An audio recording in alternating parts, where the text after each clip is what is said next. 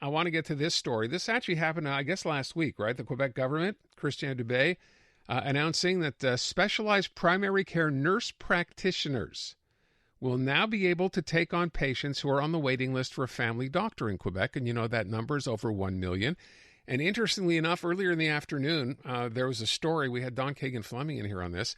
Andre Fortin, who is the Liberal MP, or the Liberal MNA rather, actually got up in a hearing session on healthcare to show the health minister, Christian Dubé, that by going on to the online system now to try to book an appointment with a doctor, he couldn't get one. Not with his own doctor, not with any doctor, not with a doctor within 25 kilometers. It simply didn't work. The 3 words that came back were no position available. He tried another way to do it, same idea. Nothing was available. So the idea here is to try to make something available with special primary care nurse practitioners to make up for the backlog in the system. Patrick Casey is a specialized primary care nurse practitioner in the public system working out on the West Island. He's on the line right now. Patrick, thanks for being here. It's a pleasure to be with you today. Yeah. Listen, let me ask you, as someone who works in the field, this idea of picking up the backlog, does it make sense? Is it easy, as streamlined, you think, as the minister suggested will be?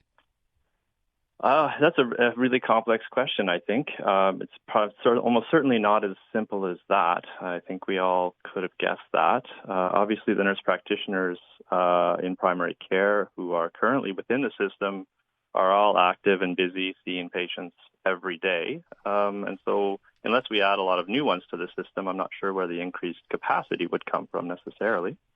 So my next question then would be, as you lay this out, suggesting that you're pretty busy as it is right now, was there consultation between the health department and nurse practitioners as to how this might work? You know, that's perhaps not the best question to pose to me directly, because I'm not directly involved with the powers that be within the community. But I have to imagine that yes, there were certainly negotiations and discussions. We have a professional organization that speaks on our behalf at that table, the AIPSQ, and I have to imagine that them and the College of Nurses were involved, but I couldn't really confirm. I'm asking that because I would imagine at some point your organization would come back and say, hey, this is what we were asking for, this is what we were looking for, this is what we're getting from the government. So I'm guessing there was no such meeting held? I couldn't speak to that, Aaron. No. I mean between you. I mean between you and the people representing you. Not within our organization. Okay. No. This is sort of news to us, and as you know, this change that was announced last week only applies to nurse practitioner-led clinics for the time being, with a plan to expand beyond that. So it's quite a limited rollout to start, and we don't have a nurse practitioner-led clinic within our health organization here in the West Island. So it doesn't impact us immediately. So you're right. This is 11 clinics. You're not one of those clinics. How does it work now for someone? I mean, in the capacity you work in now, who gets to see a special, in this case, a specialized primary care nurse? Yeah, that's a really good question. And we work within family medicine teams for the most part. There are family doctors and nurse practitioners working collaboratively.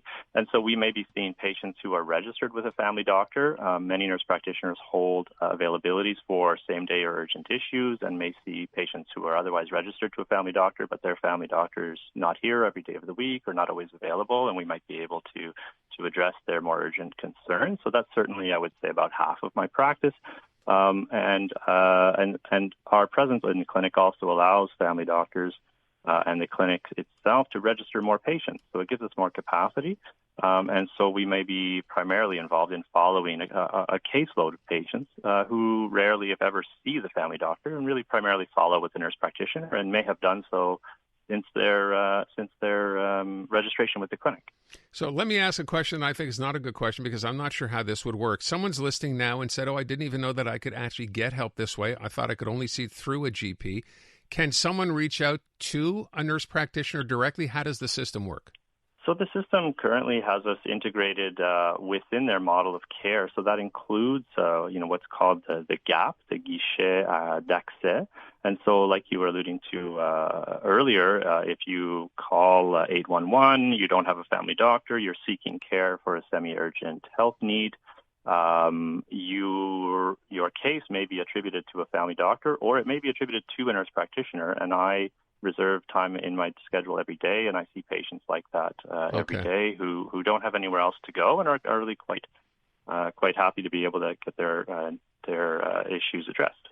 I know one of the issues was, at least the opposition suggested, this push, to get more of these, nurse practitioners into the system might eventually, and this is a concern, I guess, across the board for nurses, just and anybody in the system, might push people into the private system. Is that a concern for you? I mean, if the workload gets to that point, does it make sense?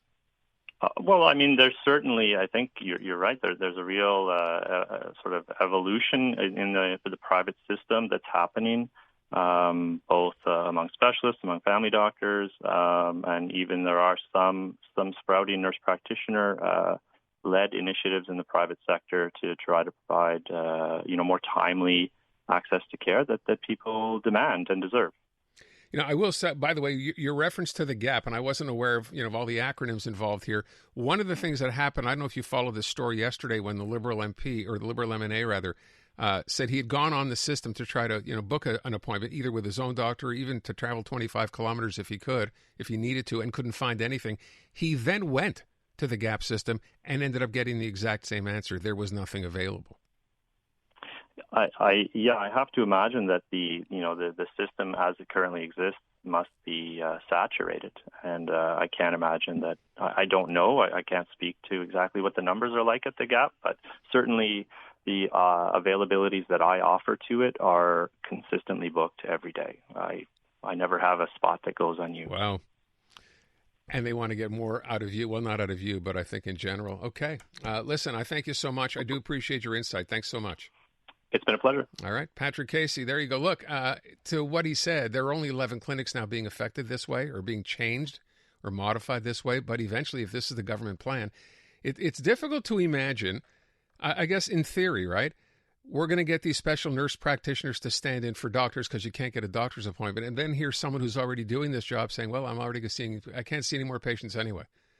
How does that offer a solution? Don't get that part.